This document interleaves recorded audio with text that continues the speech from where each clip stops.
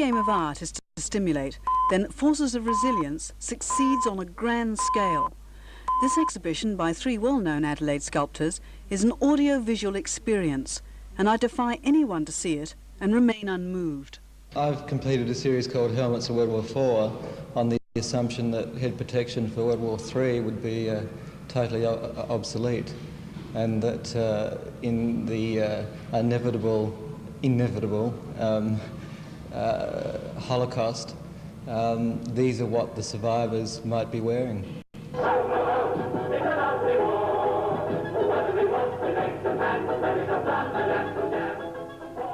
At the moment I'm locked into working on helmets because they're such an amazing thing to work on, and so many possibilities for whimsy, for decoration, for craft.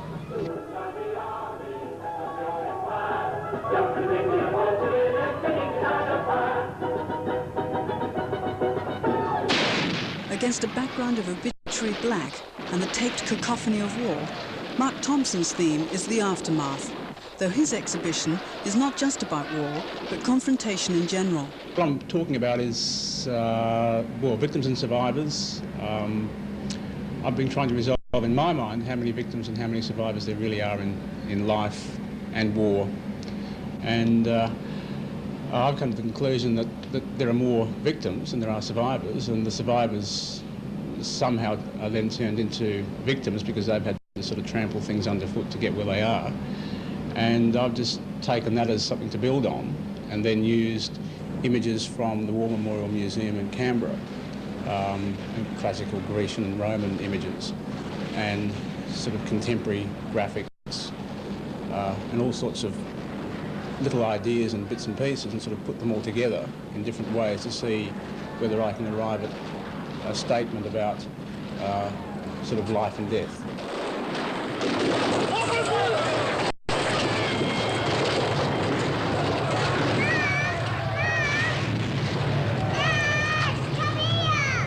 Marcus Champ has only one exhibit, but is perhaps the most powerful of the lot. It's not a sculpture, but a sideshow, something he calls an installation. I'm concerned about the world, concerned about nuclear war. I'm concerned about the fact that Ronald Reagan in 1983 gave a speech called the Star Wars speech, where he says he calls upon the scientists to develop technology to make war, nuclear war, obsolete, when in fact the whole thing should be getting back to saying it's the people. You don't have to have war if the people don't want war. When in fact what that does is promote people's idea that war is winnable, we can stop wars, when in fact the whole thing should be getting back to saying it's the people. You don't have to have war if the people don't want war.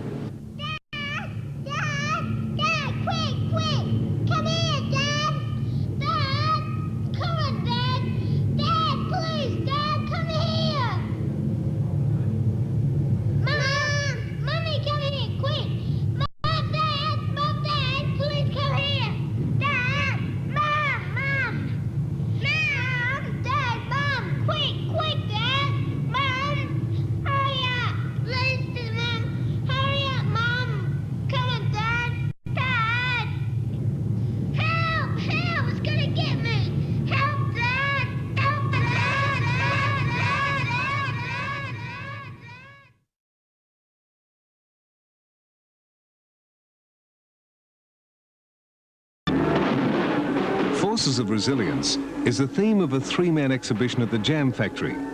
Ian Ware explores the symbolism of uniforms with his mixed media helmets.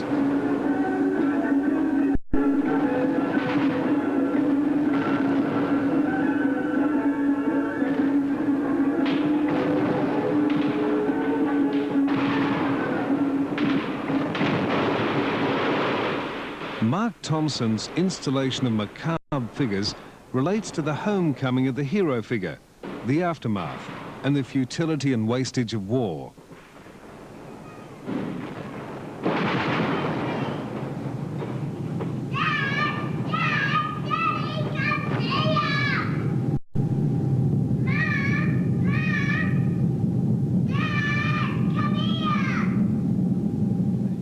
Marcus Champ has juxtaposed the child with the violence of political decisions and the war machine in a sideshow of anguish.